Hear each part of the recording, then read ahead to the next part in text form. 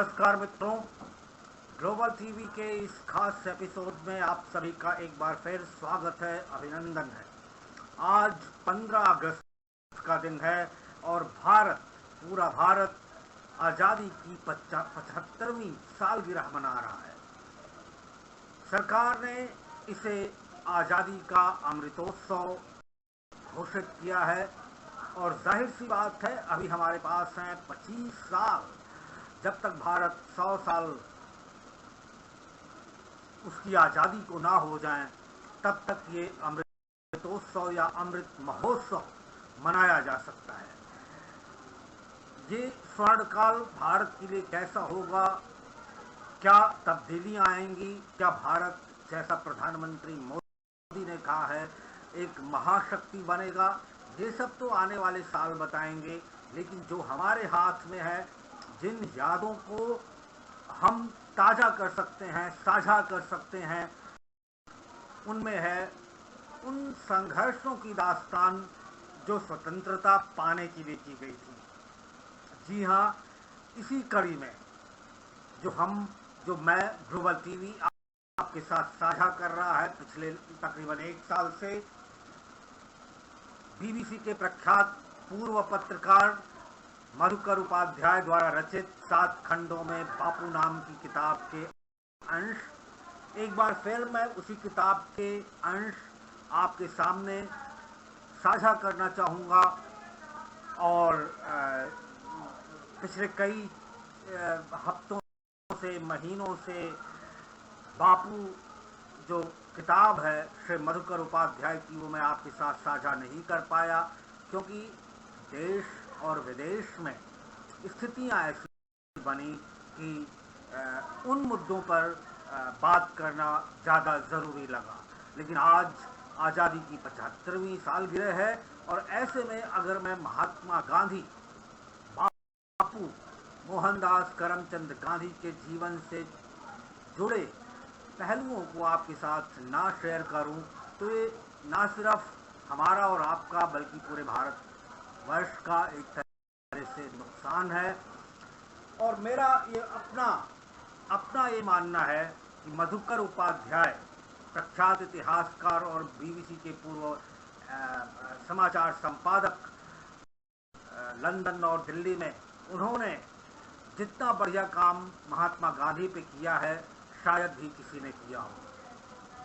तो आइए, किताब जो पहली थी, पहला अंक था, पहला भाग था, 7 भागों में है ये।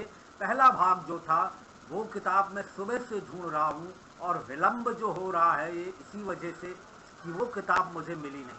वो घर के किसी कोने में पड़ी होगी या किसी हिस्से में, मैं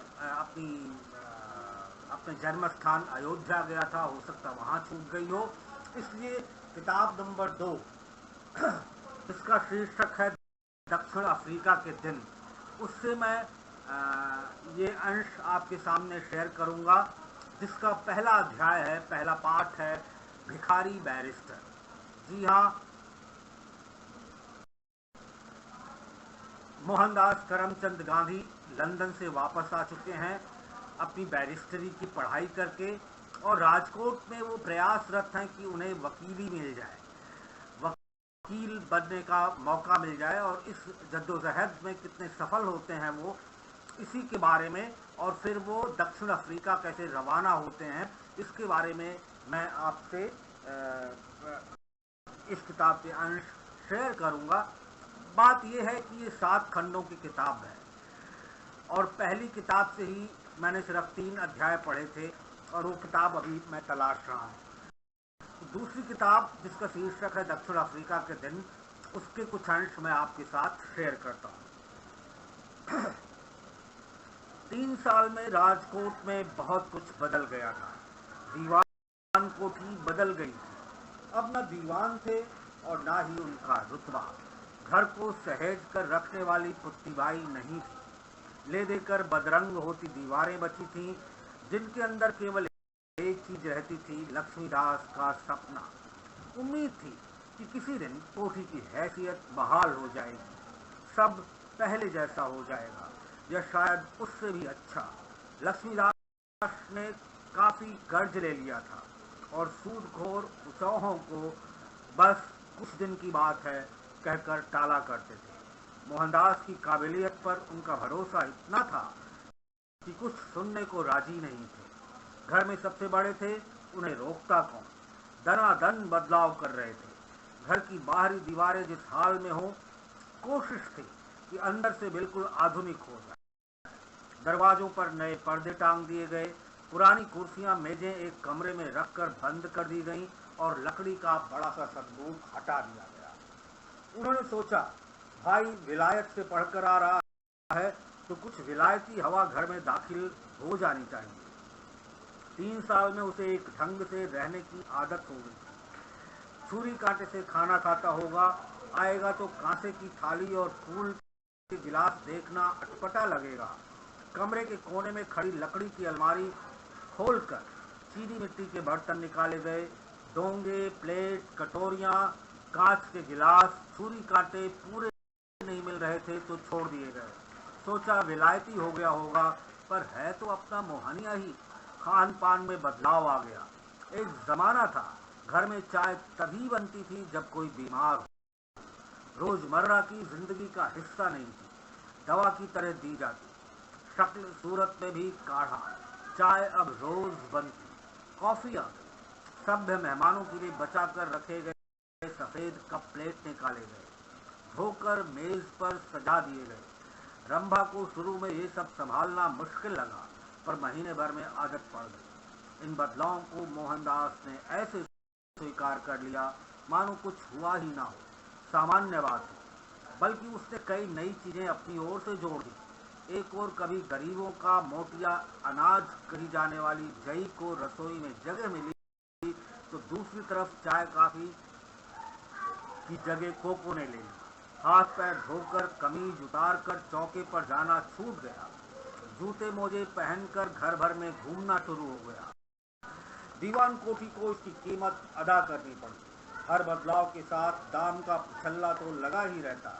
नवीनताएं अछूती कैसी रहती। लक्ष्मीदास और मोहन ने मिलकर घर का खर्च बेतहाशा बढ़ा दिया। घर में सफेद हाथी बांधना इसी को कहते होंगे। हाथी देखकर खुश हुआ जा सकता है, अड़ोसी पड़ोसी दांतों तले उंगलियां दबा सकते हैं, लेकिन असली सवाल खत्म नहीं होता कि वो खाएगा क्या, खर्चा कहां से लाएगा। कानून की अंग्रेजी किताबें थैले में डालकर मोहन रोज बाहर निकलता, कचहरी के चक्कर लगाता और शाम तक लौट पड़ता। बस्ते में भरा ज्ञान किसी काम नहीं आता। कचहरी में वकीलों की कमी नहीं थी।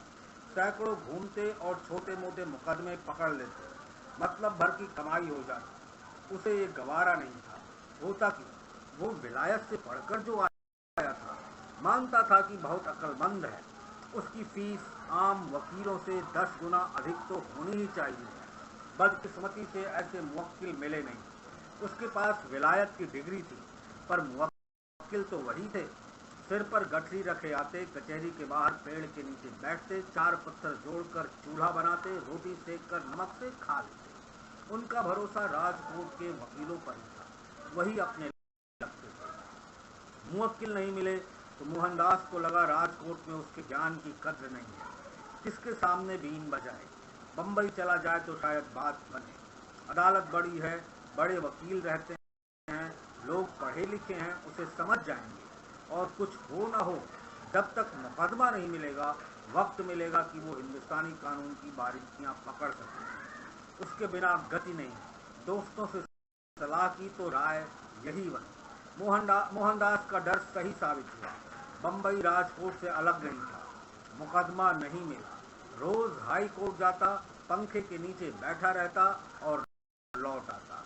गनीमत थी कि अदालत में हवा के पैसे नहीं लगते थे। अदालत में जो होता अक्सर मोहनदास के सिर के ऊपर से निकल जाता। न मुकदमा समझ आता, न कार्यवाही में रुचि रहती। ऐसे में बाहर आकर बैठ जाना एकमात्र विकल्प होता। गिरगांव के घर से पैदल आने में पसीना छूट जाता तो पंखे से राहत होती। कई बार उसे झपकी आ जाती। बेंच पर बैठे बैठे ऊँघने लगता। शर्मिंदगी इसलिए नहीं थी कि आसपास दूसरे वकील भी झपकियां लेते दिख जाते। 4-5 महीने बीत गए। इस दौरान पुराने वकीलों से बार बार यही सुना कि ज्यादा उछलने की जरूरत नहीं है, हिंदुस्तान अलग है, अपनी रफ्तार से चलता है, इसीलिए मिलता है कि मैं वहां हूं। अदालत में बैरिस्टर का 5-7 साल जूतियां फटकारने घूमना आश्चर्यजनक नहीं माना जाता। 3 साल में कोई अपना खर्च निकालने लायक कमाने लगे तो समझो उसने बहुत बड़ी तरक्की कर ली। वे कहते तो मोहनदास को घबराहट और बढ़ जाती। इस बीच बंबई में रहने का खर्च तो बढ़ ही रहा था। तभी उसे पहला मुकदमा मिला। मामला छोटा सा था, मामूली। लगा फैसला आसानी से हक में आ जाएगा, लेकिन वो अदालत में खड़ा नहीं हो पाया। मेहनताने के 30 रुपए लौटाने पड़े। दूसरे वकील ने दूने पैसे लिए और मुकदमा जीत गया। दरअसल वो अदालत में जाने से पहले ही हार गया था। तुमने दलाल को कमीशन दे दिया? मुहर्रिर ने पूछा तो उसने इनकार में सिर हिला दिया। लेकिन कमीशन तो देना ही पड़ेगा, यही दस्तूर है। फौजदारी के बड़े वकील कमीशन देते हैं, महीने का 3-4 हजार कमाते हैं, फिर भी मुझे उनकी बराबरी नहीं करनी। महीने के 300 मिल जाए तो बहुत है मेरे लिए, इससे ज्यादा तो मेरे पिताजी की कमाई नहीं थी। जमाना बदल गया है बरखुरदार, तुम भी बदलो। ये बम्बई है, खर्चे बड़े हैं, नहीं बदलोगे तो तुम्हें शहर टिकने नहीं देगा, भगा देगा। दुनियादारी सीखो, दुनियादार बनो। मोहनदास टस से मस्त नहीं हुआ, लेकिन इतना अंदाजा हो गया कि दाल आसानी से नहीं गलेगी। लगा वकालत उसके वश की बात नहीं, कुछ और करना होगा। हालत भिखारी बैरिस्टर जैसी हो गई। सोचा खफी की अदालत का ये हाल है तो बड़ी अदालतों में पता नहीं क्या होता होगा। बेहतर होगा कोई नौकरी ढूंढ ले।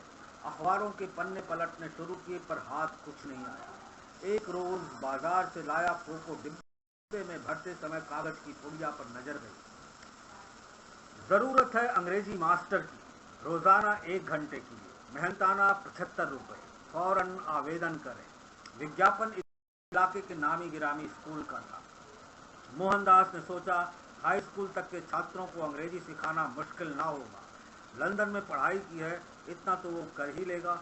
आवेदन किया तो तुरंत बुलावा आ गया, पर नौकरी नहीं मिली। इस दलील का असर नहीं पड़ा कि वो लैटिन जानता है। उन्हें बीए पास मास्टर चाहिए था, वो केवल मैट्रिकुलेट था। उसकी हिम्मत जवाब दे गई। लक्ष्मीदास भी चिंतित थे। दोनों ने सोचा बंबई में अधिक वक्त बिताना बेकार है, इससे अच्छा राजकोट होगा। अपना घर है, घर का खर्च किसी तरह निकल आता है। बंबई का खर्चा छूटे तो राहत हो, बड़ी बचत हो जाए। उसने बंबई का घर समेटा और राजकोट लौट आया। अर्जी नवीसी अब उसका सबसे बड़ा हथियार था। उसके सहारे महीने के 300 रुपए कमाने की उम्मीद कर रहा था। पहली अर्जी उसने राजकोट में लिखी। एक गरीब मुसलमान की जमीन जब्त हुई थी, उसे छुड़ाना था। मामला लचर था, पर अर्जी की अंग्रेजी अच्छी थी। अर्जियां असरदार होने लगी तो उसने अलग दफ्तर खोल लिया। सबने मदद की और काम मिलने लगा। कमाई वाकई 300 के पार चली गई। लक्ष्मीदास उसी कचहरी में अपने दोस्त के साथ बैठते थे। उनकी वकालत लस्टम पस्टम चलती, लेकिन दोस्त काबिल था। ढेर सारे मुकदमे उसके पास आते, सब पर कागजी तैयारी करना अकेले संभव नहीं था, इसलिए अर्जियां बनाने का काम मोहनदास को मिल जाता। इसमें एक पेंच था, कमीशन यहाँ भी देना था। बंबई का हवाला देकर वो अड़ा तो भाई ने समझाया कि दोनों कमीशन में अंतर है, स्थितियां भिन्न है। यहाँ कमीशन का मतलब घूस नहीं, मेहनत में हिस्सेदारी है। देखो मैं एक वकील का साझेदार हूँ, अर्जी का काम तुम्हें इसलिए मिलता है कि मैं वहां हूं, मेरी वजह से वो अपना काम तुम्हें देता है। खुद सोच कर देखो कि मेहनताने का हिस्सा साथी को ना मिले तो मेरी क्या हालत होगी। मुंह दिखाने लायक नहीं रह जाऊंगा। इस हिसाब से वकील से पहले मेहनताने पर आपका हक बनता है। आपको कोई कमीशन नहीं देता। मोहनदास ने कहा, मेरी और तुम्हारी कमाई अलग कहाँ है? हम साथ रहते हैं, सारा पैसा घर जाता है, घर में खर्च होता है, उसका फायदा तो मुझे मिलता ही है, लेकिन मेरे दोस्त को क्या मिलता है? किसी का हक छीनना गलत बात है। कमीशन ना देकर तुम यही कर रहे हो। मैं किसी का हक नहीं छीनता, लेकिन कर तुम यही रहे हो। सोचो वही अर्जियां मेरा दोस्त किसी और को दे दे और मुझे अपना हिस्सा ना मिले तो मेरा क्या हाल होगा। मन में क्या आएगा, यही ना कि मेरे साथ धोखा हुआ, हक मारा गया। मोहनदास ने ना चाहते हुए भी बड़े भाई का तर्क स्वीकार कर लिया। कमीशन देने लगा। काम और बढ़ा तो घर की दशा सुधरने लगी। लक्ष्मीदास वकालत कर रहे थे, पर मन में एक दबी इच्छा थी कि पिता और दादा की तरह एक दिन पोरबंदर का दीवान बनने का मौका मिल जाए। उन्होंने वकालत की थी, तार्किक सहज बुद्धि के मालिक थे, प्रतिभा की कमी नहीं थी, लेकिन ये इच्छा पूरी नहीं हो सकती थी। सिर पर तलवार लटक रही थी। बात पुरानी थी, पर खत्म नहीं हुई। जब तब उभर आती। उस समय वो पोरबंदर के राजा साहब के सलाहकार थे और इल्जाम था कि उन्होंने किसी मामले में राजा को गलत सलाह दी थी। बात अंग्रेज पॉलिटिकल एजेंट तक पहुंची तो बात बिगड़ गई। लक्ष्मीदास का मानना था कि मोहन एजेंट से बात करे तो संभव है उसकी राय बदल जाए। मैं एजेंट को जानता हूं, लेकिन इस मामले में उससे बात करना मुझे ठीक नहीं लगता। इसे परिचय का नाजायज फायदा उठाना माना जाएगा। मोहन ने कहा तो भाई साहब को बिल्कुल पसंद नहीं आया। भड़क गए। तुम काठियावाड़ को नहीं जानते। यहाँ हर तरफ साजिश करने वाले हाथ लगाए बैठे हैं। तुम दुनियादारी नहीं जानते। यहाँ सब वसीले से, संबंधों से चलता है। तुम भाई की मदद से पीछे हट रहे हो। ये कहाँ तक उचित है? आप निर्दोष हैं तो उस पर भरोसा करिए। मैं जानता हूँ काठियावाड़ कई छोटी रियासतों से मिलकर बना है। भीषण सियासत होती है। पद हासिल करने के लिए षड्यंत्र होते हैं। कान का कच्चा राजा दूसरों के अधीन है, उस पर ब्रिटानी एजेंट। उनकी ताकत तो इसी से पता चलती है कि लोग उनके अर्दलियों तक की खुशामद करते हैं। उल्टे सीधे रास्ते अपनाने से बेहतर है आप उन्हें पत्र लिखिए, बताइए कि शिकायत गलत है। रियासती साजिश के तहत आपको बिना मतलब फंसाया गया है। भाई अपने भाई के काम नहीं आएगा तो क्या करेगा? दोबारा सोचो। एक बार एजेंट से मिलकर मेरा पक्ष रख दो बस। मैं इतना ही कह रहा हूँ। मोहन के लिए लक्ष्मीदास की बात टाल सकना कठिन था। उसने पत्र लिखकर अफसर से समय मांगा और मिलने गया, लेकिन जैसे ही उसने लंदन में परिचय का हवाला दिया, अंग्रेज साहब की त्योरियां चढ़ गई। हिंदुस्तानियों के प्रति अंग्रेजी साहबों के व्यवहार के किस्से उसने सुने थे। पहली बार देखा अधिकारी क्या होते हैं। समझ आ गया कि छुट्टी बिताने गए अफसर और कुर्सी पर बैठे अफसर में क्या फर्क होता है। लंदन में मुलाकात की बात उसने मानी, पर असर उल्टा हुआ। पहले से अधिक अकड़ गया। कहीं तुम उस परिचय का फायदा उठाने तो नहीं आए हो? कुर्सी पर पसरे अधिकारी ने कहा। नहीं, पर मोहनदास के लिए उसकी आंखों में ये वाक्य पढ़ना कठिन नहीं था। इबारत एकदम साफ थी। मैं अपने बड़े भाई लक्ष्मीदास। उसने बात शुरू की, पर इससे पहले कि वाक्य पूरा होता एजेंट ने रोक दिया। तुम्हारा भाई प्रपंची है, बवालिया है। मैं उसके बारे में कुछ नहीं सुनना चाहता। इस तरह की बकवास के लिए मेरे पास समय नहीं है। उससे कहो जो कहना है लिख कर भेज दे। कुर्सी से खड़े होते हुए उसने कहा, अब तुम चलो यहाँ से। मगर मेरी बात तो सुन लीजिए। अर्दली, इसे बाहर निकाल दो। कहते हुए वो कमरे से बाहर निकल गया। मोहनदास वहीं खड़ा रह गया, स्तब्ध। उसने दरवाजा खुलने की आवाज सुनी। अर्दली के पैरों की आहट सुनाई दी। महसूस किया कि एक हाथ उसके कंधे पर है और अगले पल उसे धकेलकर कमरे से बाहर कर दिया गया। वो ठगा महसूस कर रहा था, जैसे किसी ने घड़ों पानी डाल दिया हो। सोचा उसका एजेंट के पास जाना गलत था, लेकिन अधिकारी का गुस्सा उसके अपराध से भी बड़ा था। 5 मिनट की बात में ऐसा व्यवहार। जाने के लिए कहना शिष्टतापूर्ण ढंग से ही हो सकता था, लेकिन उसे तो सभ्यता जैसे छू भी नहीं गई। कोठी से निकलते ही उसने एजेंट को लिखा, आपने मेरा अपमान किया है, अर्दली के जरिए मुझ पर हमला किया है। इसके लिए आपको माफी मांगनी चाहिए। माफी नहीं मांगी तो मैं मजबूरन आप पर मानहानि का विधिवत दावा करूंगा। एजेंट के लिए प्रतिक्रिया अनपेक्षित नहीं थी। जवाब आने में देर नहीं लगी। उसने लिखा, तुमने मेरे साथ असभ्यता का व्यवहार किया। जाने के लिए कहने पर भी नहीं गए, इसलिए मैंने अर्दली को बुलाकर तुम्हें बाहर का रास्ता दिखाने को कहा। अर्दली के कहने पर भी तुम नहीं हिले तो उसने दफ्तर से बाहर निकालने के लिए जरूरी बल प्रयोग किया। इसके आगे तुम जो करना चाहो उसके लिए स्वतंत्र हो। जवाब जेब में डालकर मोहनदास मुंह लटकाए घर लौट आया।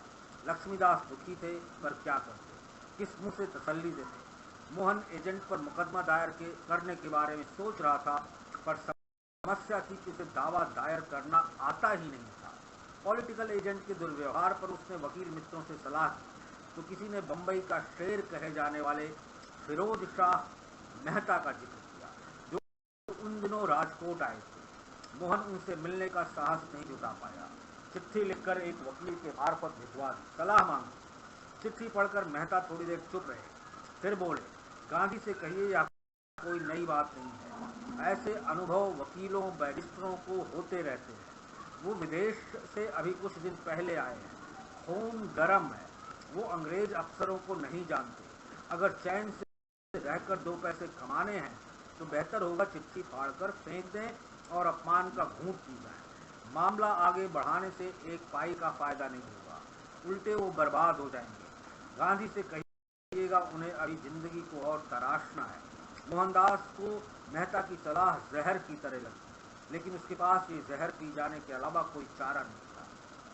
मैं ये अपमान कभी भूल नहीं सकूंगा, पर उसका सदुपयोग करूंगा। खुद को ऐसी स्थिति में नहीं पड़ने दूंगा और इस तरह किसी की सिफारिश नहीं करूंगा, मोहनदास ने स्वयं से कहा और अपमान को सीख में बदल दिया।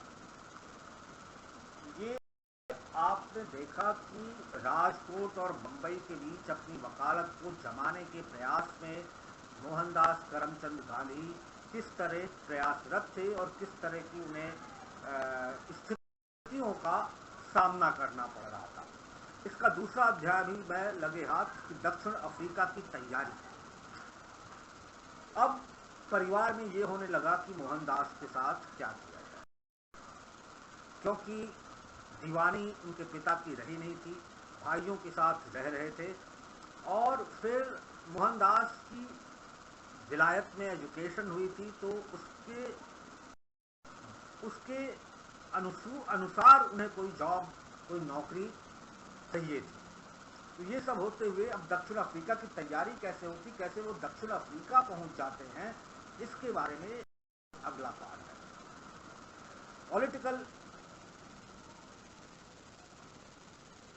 पॉलिटिकल एजेंट से झड़प के बाद एक करीब करीब तय हो गया कि मोहनदास के लिए पोरबंदर या राजकोट में वकालत करना मुश्किल होगा।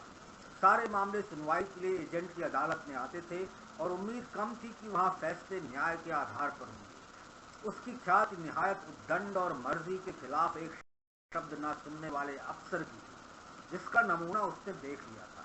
एजेंट खुशामद पसंद था, पर किसी को चापलूसी नागवार गुजरे तो बेहतर समझा जाता कि वो रास्ता बदल ले। मोहनदास को लगता कि जैसे हवा में जहर घुला है, सांस लेना दुश्वार है, घुटन है कि दम निकल जाए।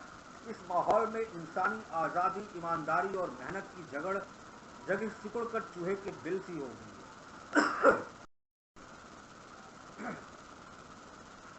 समझ नहीं आता था कि खुद को कैसे बचाए। एक बार सोचा कि नौकरी कर ले तो खटपट से छुट्टी मिले, फिर सोचा ये पलायन है, खटपट में पड़े बिना कुछ भी होना असंभव है। लेकिन ये ख्याल मन से जाता नहीं था कि अगर साहब की इच्छा ही कानून है तो कोई उससे कैसे लड़े। मोहन का चेहरा इतना पारदर्शी था कि एक नजर में पता चल जाए कि अंदर क्या चल रहा है। लक्ष्मीदास के लिए और आसान था, छोटे भाई की उदासी उससे देखी नहीं जा रही। एक दिन कचहरी में ज्यादा काम नहीं था तो उसने मोहन को घर भेज दिया। अकेला बैठा सोचता रहा कि क्या किया जा सकता है। अपने शहर में वकालत करना हर मायने में अच्छा है, पर स्थितियां प्रतिकूल हो, कामयाबी की जगह ना बची हो तो। लक्ष्मी बाबू, आपकी चिट्ठी। डाकिये ने पीले रंग का बड़ा सा लिफाफा पकड़ाया तो उसके होश उड़ गए। इस रंग के लिफाफों का इस्तेमाल प्रायः सरकारी कामकाज में होता था। डर लगा कि एजेंट ने कोई नई चाल तो नहीं चल दी। वो पहले से उसके निशाने पर है। अगला निशाना मोहन तो नहीं। देर तक लिफाफा लिए बैठे रहे, उलट पुलट कर देखते रहे, खोलने की हिम्मत नहीं जुटा पाए। तभी उनकी आंखों में चमक आ गई। चिट्ठी पोरबंदर से आई। डाक के दो ठप्पों में से एक पर पोरबंदर लिखा था, दूसरे पर राजकोट। साफ था कि वो पॉलिटिकल एजेंट की नहीं। उन्होंने लिफाफा खोला तो जैसे एक पूरी नई दुनिया खुलकर सामने आ गई। नौकरी की पेशकश थी, मेमन कंपनी की ओर से। लक्ष्मीदास ने चिट्ठी पढ़ी। हमारा व्यापार दक्षिण अफ्रीका में है। कंपनी बड़ी है और उसका एक मामला अदालत में चल रहा है। बहुत दिन से चल रहे मुकदमे में दावा 40,000 पाउंड का है। हमारे पास अच्छे से अच्छे वकील और बैरिस्टर हैं। अगर आप अपने भाई को वहाँ भेज दें तो वो हमारी मदद करेंगे और बदले में उन्हें मदद मिल जाएगी। वो हमारा मामला वकीलों को बेहतर ढंग से समझा सकेंगे। इसके अलावा उन्हें नया देश देखने को मिलेगा, नए लोगों से जान पहचान होगी सो अलग। उन्होंने चिट्ठी दोबारा पढ़ी, तिबारा पढ़ी, उठ खड़े हुए और सीधे घर की राह पकड़ी। कदमों की रफ्तार तेज थी, जल्द पहुंचना चाहते थे कि मोहन को खुशखबरी दे सके। हालांकि चिट्ठी से समझ नहीं आया कि उसे करना क्या है। मोहनदास के लिए मुंहमांगी मुराद थी। सिर्फ वकीलों को समझाना है तो ये वकालत नहीं हुई, नौकरी होगी। अदालत जाना है तो बात दूसरी है। ये भी नहीं लिखा था कि काम के बदले मिलेगा क्या।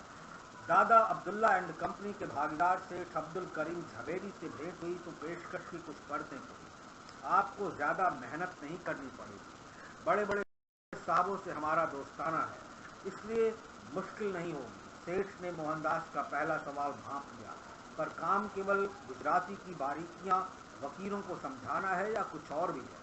आप हमारी दुकान में मदद कर सकेंगे। बहुत सारी खतो किताबत अंग्रेजी में होती है, उसमें मदद की दरकार होगी। और कुछ जो आप बताना चाहें? आपके रहने का बंदोबस्त हमारे बंगले पर होगा, इससे खर्च का जरा भी बोझ आप पर नहीं होगा। सेठ ने आश्वस्त किया। मेरी सेवाएं आप कितने वक्त के लिए चाहते हैं और मुझे वेतन क्या देंगे? हमें 1 साल से ज्यादा आपकी जरूरत नहीं होगी। आपको पहले दर्जे का किराया देंगे और सारे खर्चों के अलावा वेतन 105 पाउंड महीना होगा। मोहनदास ने बिना झिझक किए सेठ अब्दुल करीम का प्रस्ताव स्वीकार कर लिया। दक्षिण अफ्रीका की रवानगी लंदन के मुकाबले सरल थी। किसी को समझाना नहीं था, सफाई नहीं लेनी थी। कस्तूरबाई और 2 बच्चों का साथ छूटना दुखदायी था, लेकिन कस्तूर की हामी ने दुख कम कर दिया। सिर्फ साल भर की बात है, 1 साल बाद हम मिलेंगे। मोहनदास ने दिलासा दिलाया और बंबई पहुंचे। स्टीमर का टिकट मुश्किल से मिला। किसी नौजवान हिंदुस्तानी को पहले दर्जे का टिकट देना उन्हें अजीब लग रहा था। कहा गया कि जहाज पर जगह नहीं है, अगला जहाज 1 महीना बाद जाएगा, तब कोशिश करें। बिना किसी काम के महीना भर बंबई में पड़ा रहना मोहनदास को गवारा नहीं था। मैनेजर से बात की तो पता चला कि ऐसा आम तौर पर नहीं होता। जगह मिल जाती है, लेकिन मोजाम्बिक के गवर्नर जनरल उस स्टीमर से यात्रा कर रहे थे। उनके तामझाम की वजह से सारी जगह भर गई। डेक पर यात्रा की सलाह दी गई, जिसे उसने नामंजूर कर दिया। स्टीमर कंपनी के कुछ अफसरों की मदद से टिकट मिला। मैनेजर के कैबिन में जगह मिली और अप्रैल में जहाज ने बंबई का बंदरगाह छोड़ दिया। गवर्नर जनरल के कारण स्टीमर का प्रोटोकॉल बदल गया। डेक पर जाया जा सकता था, पर तमाम दूसरी जगह जाने पर पाबंदी हो गई। भोजन कक्ष का एक हिस्सा उनके लिए आरक्षित हो गया, दूसरे में उनके साथ चल रहे लोग भरे रहते। कभी खाली न मिलता कि सुकून से बैठकर खाना खाया जा सके। इतना ही नहीं, खाना उन्हीं की पसंद का बनता। वो अपने खानसामे लेकर चल रहे थे। भला हुआ कि स्टीमर का कप्तान ठीक आदमी था, हंसमुख और मिलनसार। मोहनदास की अंग्रेजी और जुबान बरतने के लहजे से प्रभावित। हालांकि मोहन को इंग्लैंड से लौटे 2 साल बीत गया था। अंग्रेजों से बातचीत में वही लटके झटके आ जाते। खुलकर बात करता, घुमावदार और लच्छेदार वाक्य एक दूसरे से लिपटे चले जाते। ऊपर से उसका मजाकिया अंदाज। कप्तान से गहरी छंदी। मौसम साफ था, समुद्र शांत था। रिपोर्ट थी कि डरबन तक ऐसा ही रहेगा। हवा में खुश्की और नमी ऐसी ही थी जैसी बंबई के आसपास रहती है। समुद्री यात्राओं में बेअसर रहने वाले मोहनदास को कप्तान का खिलंदड़ स्वभाव पसंद आया। स्टीमर चलाने के अलावा जितना वक्त बचता, शतरंज की बाजी बिछाकर बैठ जाता। मोहन को बुलावा भेजता और घंटों उसी में निकल जाते। मोहनदास को शतरंज खेलना आता नहीं था, वहीं सीखा। बादशाह, वजीर, हाथी, घोड़े बिसात पर कैसे चलते, पहली बार जाना। यादों की चाल समझना सबसे आसान था। कप्तान खुद नौसिखिया था, लेकिन खेल को मोहन से बेहतर समझता था। खेलने वाले कहते हैं कि इसमें बुद्धि का खासा इस्तेमाल होता है। इसने भी उसे आकर्षित किया। 13 दिन बाद बंदरगाह लामू पर जहाज 3-4 घंटा रुकने वाला था। वो बंदरगाह देखने उतरने लगा तो कप्तान ने कहा, जल्दी लौट आना, बंदरगाह दगाबाज है। बात समझ तब आई जब डोंगियां लौटकर स्टीमर के पास आने पड़ी। लहरें डोंगी को आने न देती, ढकेल कर दूर कर देती। स्टीमर खुलने का भोंपू बजा, तब तक कई लोग डोंगियों में थे। मोहनदास रस्सी के सहारे किसी तरह ऊपर आया, लेकिन कई यात्री लामू में छूट गए, चढ़ नहीं पाए और स्टीमर रवाना हो गया। लामू से मोम्बासा और वहां से जंजीबार रेलवे जंक्शन की तरह। कई दिशाओं से बड़े जहाज, स्टीमर और बाढ़ जाते, लंगर डालने की जगह मुश्किल से मिलती। बारी का इंतजार करना पड़ता। इसमें सबको हफ्ता 10 दिन रुकना पड़ जाता। समय इसलिए भी लगा कि यहाँ से यात्रियों को मैं सामान दूसरे स्टीमर पर चढ़ाया जाना था। जंजीबार से मोजाम्बिक पहुंचे तो स्टीमर खाली हो गया। गवर्नर जनरल उतरे, पूरा अमला चला गया, गिनती के यात्री रह गए। पाबंदियां हटी तो सामान्य चहल पहल बहाल हो गई। कुछ दिन का सफर बाकी था और ये दिन स्टीमर की मस्ती और बेफिक्री थी। मई के अंत में मोहनदास नटाल पहुंच गया। डरबन बंदरगाह पर अब्दुल्ला सेठ उसे लेने आए। सबसे दुआ सलाम करते इधर उधर टहल रहे थे। स्टीमर से उतरते समय उसने घुटनों तक लंबा फ्रॉक कोट पहना था, पतलून चढ़ाई और सिर पर बंगाली ढंग की पगड़ी पहनी। सबसे अलग दिखाई पड़ता। सेठ को उसे पहचानने में वक्त नहीं लगा, लेकिन सबकी नजर उस पर अटक गई। बंदरगाह पर उस जैसा कोई आदमी नहीं था। अब्दुल्ला घर आए तो उन्होंने भाई की चिट्ठियां पढ़ी तो मोहनदास ले आया था। उसका साहबी पहनावा और रंग ढंग अब्दुल्ला को जचा नहीं।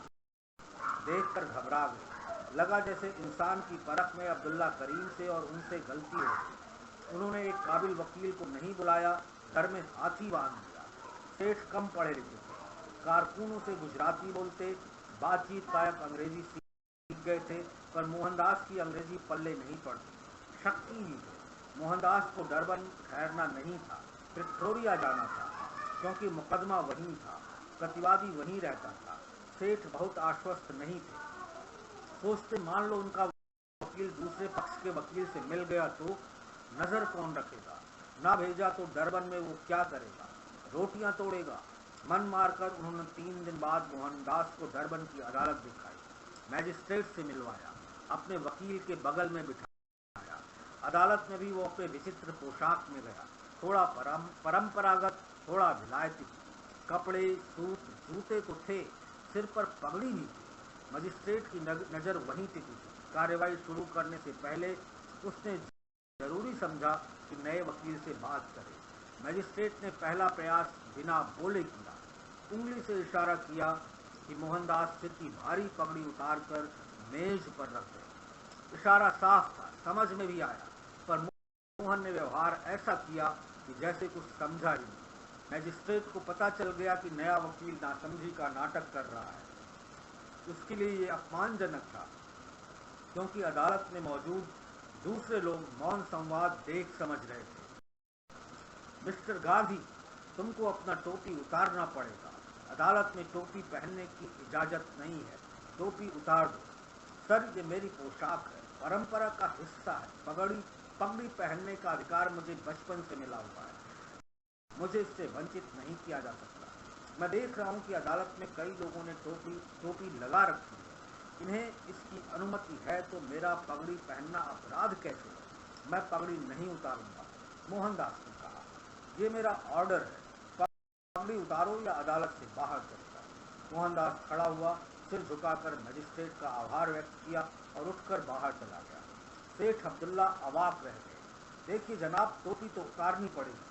हिंदुस्तानियों के लिए नियम यही है, अदालत में पैर रखते ही पगड़ी उतार लेनी होती है। आप जो भी हैं, आखिरकार कुली बैरिस्टर हैं, जैसे मैं कुली व्यापारी कहलाता हूँ। यहाँ काम करना है तो इतना करना पड़ेगा।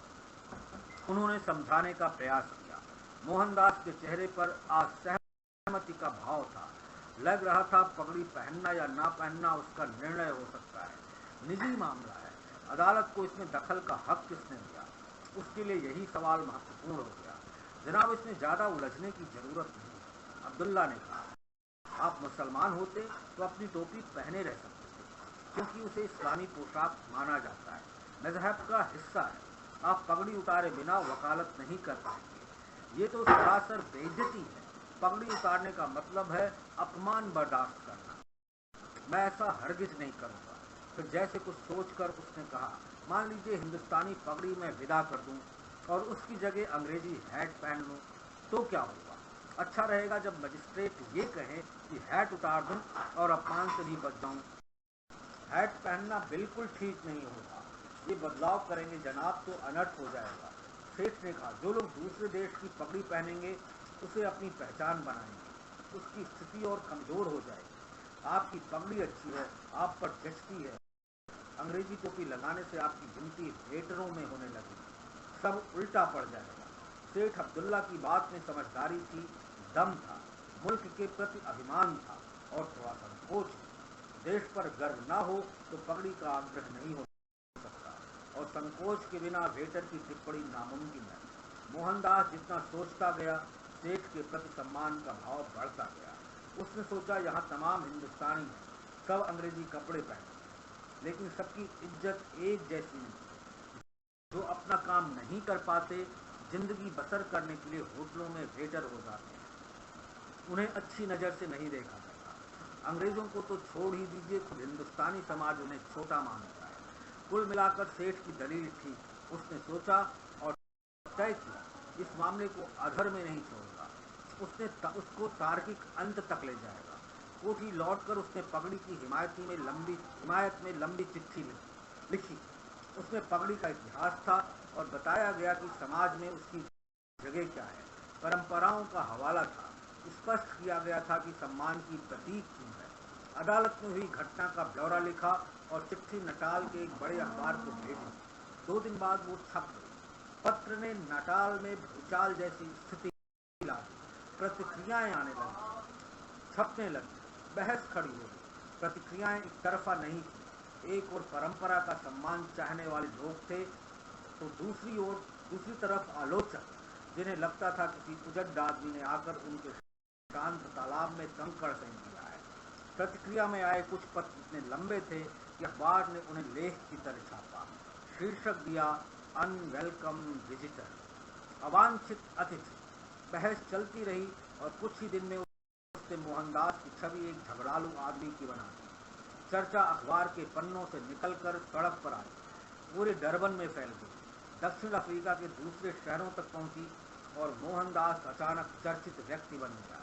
सेठ अब्दुल्ला अखबार की शुरुआती चर्चा से थोड़े असहज थे। डर था कि इसका व्यापार पर असर हो सकता है, लेकिन बहस का रुख देखकर उन्हें लगा कि जिसे वो नकारा हाथी समझ रहे थे, वो दरअसल नायाब हीरा है जो अनजाने में उनके हाथ लग गया है। मोहनदास के प्रति उनका रवैया बदल गया। अब मन में कोई सवाल नहीं था। जिस मुकदमे के लिए मोहनदास को लाया गया, उसकी अगली तारीख पड़ी तो प्रिटोरिया के वकीलों ने सेठ को लिखा कि वो खुद आए या किसी काबिल आदमी को भेजें। सेठ ने चिट्ठी पढ़ते ही फैसला कर लिया कि किसे भेजना है। मोहनदास ने चिट्ठी पढ़ी, जरूरी तैयारी की और प्रिटोरिया जाने को तैयार हो गया। रेलवे स्टेशन रवाना होते समय उसके पास मुकदमे के जरूरी कागजात थे, बही खाता था, अपना निजी सामान था और एक सपना था। स्टेशन पर लोग उसे हैरानी से देख रहे थे, जिसकी वजह वही पोशाक थी, टॉप कोट, पतलून और सिर पर बंगाली पगड़ी। तो ये किताब नंबर 2 से 2 मुख्य अंश मैंने पढ़े कि लंदन से वापस आने के बाद मोहनदास करमचंद गांधी को राजकोट और बंबई में वकालत में किस तरह धक्के खाने पड़े, और फिर दक्षिण अफ्रीका के लिए जहां वो महात्मा गांधी बने, वहां रवानगी कैसी हुई। आगे के अंक में फिर मिलेंगे, तब तक के लिए दीजिए इजाजत। धन्यवाद, नमस्कार।